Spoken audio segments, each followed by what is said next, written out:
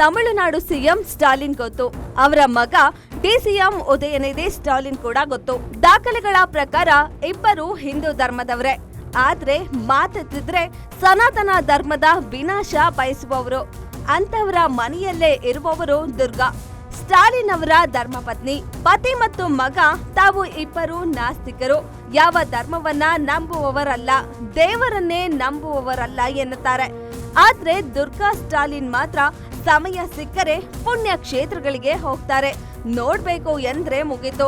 ಮಳೆ ಇರ್ಲಿ ಬಿಸಿಲಿರ್ಲಿ ಯಾವುದಕ್ಕೂ ಲೆಕ್ಕಕ್ಕೆ ತೆಗೆದುಕೊಳ್ಳದೆ ದೇವಸ್ಥಾನಗಳಿಗೆ ಹೋಗಿ ವಿಶೇಷ ಪೂಜೆ ಮಾಡಿಸ್ತಾರೆ ದುರ್ಗಾ.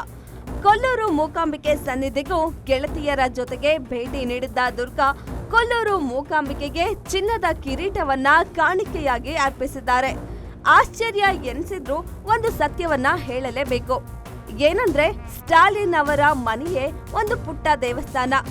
ದುರ್ಗಾ ಸ್ಟಾಲಿನ್ ಪತಿಯಂತೆ ಅಲ್ಲ. ಬಂಗಲೆಯಲ್ಲಿ ಆಕೆಗಾಗಿಯೇ ಒಂದು ದೊಡ್ಡ ದೇವರ ಕೋಣೆ ಕಟ್ಟಿಸಲಾಗಿದೆ. ಅಲ್ಲಿ ಎಲ್ಲಾ ದೇವರು ಇದ್ದಾರೆ, ವಿಗ್ರಹಗಳು ಇವೆ. ಪ್ರತಿನಿತ್ಯ ಪೂಜೆಯೂ ಕೂಡ ನಡೆಯುತ್ತೆ. ಸ್ಟಾಲಿನ್ ಅವರ ಅಣ್ಣ ಅಳಗಿರಿ ದೈವ ಭಕ್ತ. ದುರ್ಗಾ ಸ್ಟಾಲಿನ್ ಕೂಡ ದೈವ ಭಕ್ತೆ. ತಿರುವಣ್ಣಾಮಲೈ, ಮಧುರೈ, ಗುರುವಾಯೂರು ಮಂತ್ರಾಲಯ, ತಿರುಪತಿ, ಕೊಲ್ಲೂರು ಮೂಕಾಂಬಿಕೆ ಹೀಗೆ ಯಾವ ದೇವಸ್ಥಾನಕ್ಕೆ ಹೋಗಬೇಕು ಅನಿಸುತ್ತೋ ಆ ದೇವಸ್ಥಾನಗಳಿಗೆ ಹೋಗುತ್ತಾರೆ ದುರ್ಗಾ. ಮಗ ಹಾಗೂ ಗಂಡನ ವಾದಕ್ಕೆ ದುರ್ಗಾ ಸ್ಟಾಲಿನ್ ಮನ್ನಣೆಯನ್ನಂತೂ ಕೊಡೋದೇ ಇಲ್ಲ. ಇಂತಹ ಪ್ರಶ್ನೆಗಳಿಗೆ ಮಗ ಉದಯನಿಧಿ ಉತ್ತರ ಕೊಟ್ಟಿದ್ದಾರೆ. ನಾನು ದೇವರನ್ನ ನಂಬೋದಿಲ್ಲ, ಆದರೆ ನನ್ನ ತಾಯಿ ನಂಬ್ತಾರೆ. ಎಷ್ಟೋ ಬಾರಿ ನಾನೇ ನನ್ನ ತಾಯಿಯನ್ನ ದೇವಸ್ಥಾನಕ್ಕೆ ಕರೆದುಕೊಂಡು ಹೋಗ್ತೇನೆ, ಆದರೆ ನಾನು ದೇವಸ್ಥಾನಕ್ಕೆ ಪ್ರವೇಶ ಮಾಡೋದಿಲ್ಲ ಎನ್ನುತ್ತಾರೆ.